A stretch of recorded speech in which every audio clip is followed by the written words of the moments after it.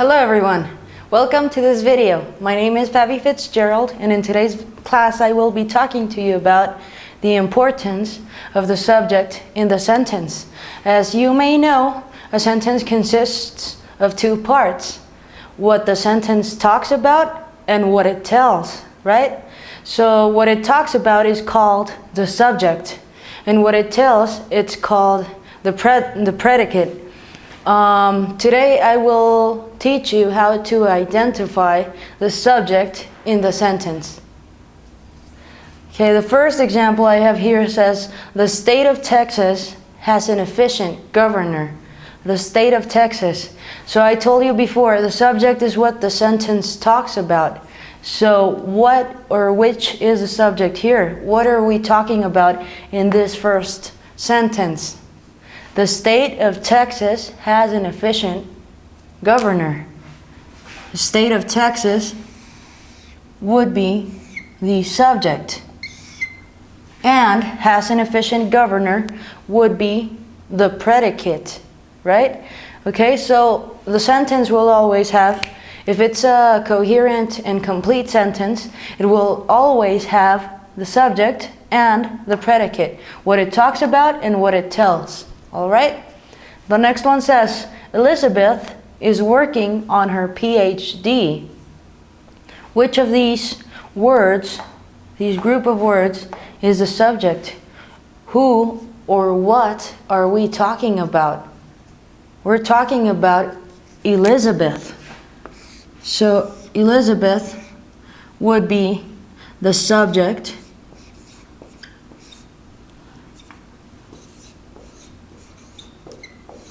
and the rest of the sentence would be the predicate, what we're talking about and what we're telling. We're talking about Elizabeth, and we're telling that she is working on her PhD. We're saying that, okay? What do you talk about and what do you tell? Okay? Next one. Laurent likes playing basketball. Laurent. We're talking about Laurent. Okay? So this right here would be the subject of the sentence. Laurent, because Laurent is what we're talking about, or who we are talking about. So that makes Laurent the subject of the sentence. Likes playing basketball would be the predicate or the complement of the sentence. This creates meaning in a sentence. Okay, the next one says, Tom kicked the ball. Tom kicked the ball. So we are talking about Tom.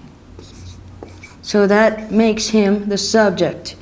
Kicked the ball would be what we're saying about him. So this would be the predicate. Predicate.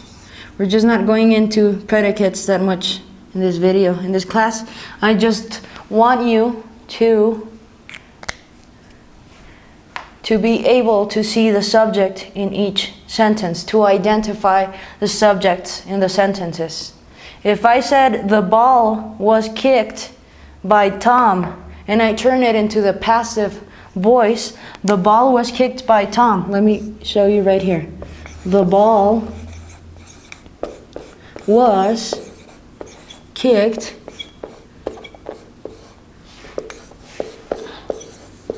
by Tom. Tom would no longer be the subject, because we would be talking about the ball. What happened to the ball? The ball was kicked by Tom, so this would be the subject, the ball. And the rest of the sentence would be the predicate. The ball is what we're talking about. What happened was kicked by Tom. Okay? Tom would be what we're talking about here.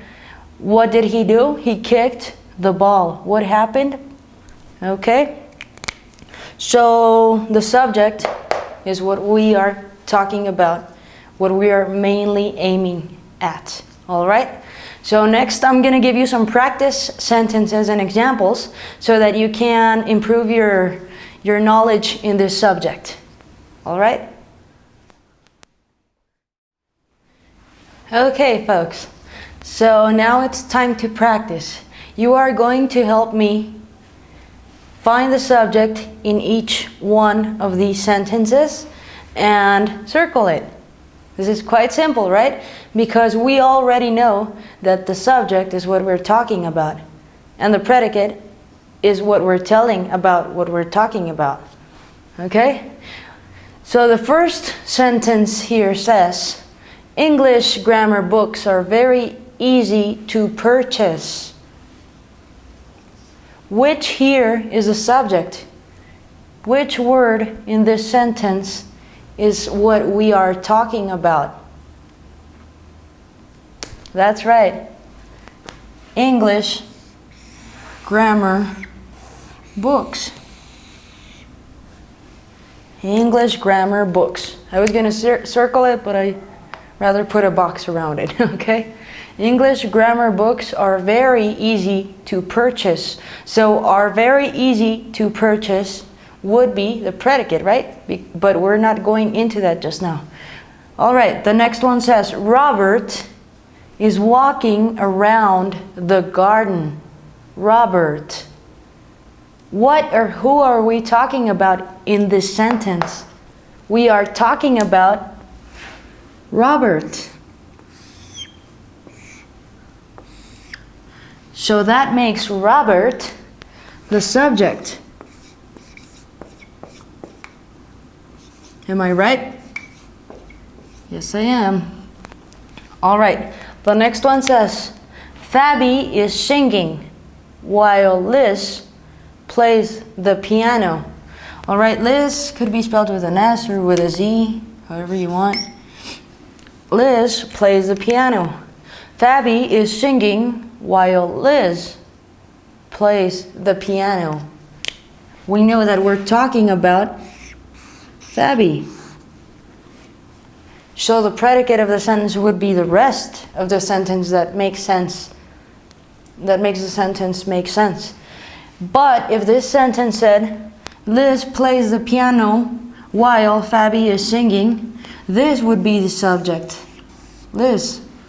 All right? But in this case, subject or the main person or thing we are talking about is Fabi. Fabi is singing while Liz plays the piano. If I said the piano is played by Liz while Fabi is singing, then the piano would be the subject. It depends on what order you have in your sentence. All right? Okay, the next one. Some people find some computer software complex. Some people find some computer software complex. Which of these words or group of words do you think is the subject here? Some people, because this here is the main noun we are talking about. Some people find some computer software complex. But if I said some computer software is found to be complex by some people, then some computer software would become the subject automatically, because you have to find the main person, place, or thing or idea you are talking about, and that would be the subject of the sentence, in your sentence. If I said psychology is a very interesting profession, then psychology would be the subject. It doesn't necessarily have to be a person, place, or thing. And things include also intangible things or thoughts or ideas. All right? Well, we're not going into that just now. So just find the main noun you are talking about in the sentence, and that is your subject. And what you're telling about that main noun you are talking about is your predicate. All right? Next, I am going to leave you some homework because you need the practice to improve your English. All right. So for homework, you are going to write 4 sentences and underline the subject. You may have 2 subjects in one sentence, or more than 2 subjects in one sentence. It all depends in the sentence you are writing. If it's too long or short, okay, you may have more than 1 subject and 1 predicate in one sentence. Okay, if you have a workbook, please do your homework in your workbook, and if you don't, please leave your homework in the comment section below this video, along with any comment, suggestion, or question you might have. I'll be more than happy to read those. Thanks for watching this video, and I hope it was helpful to you, and I'll see you next time. Would you like to watch my next video? Click on the television to the right. I will be talking to you about the predicate in the sentence. How to identify a predicate.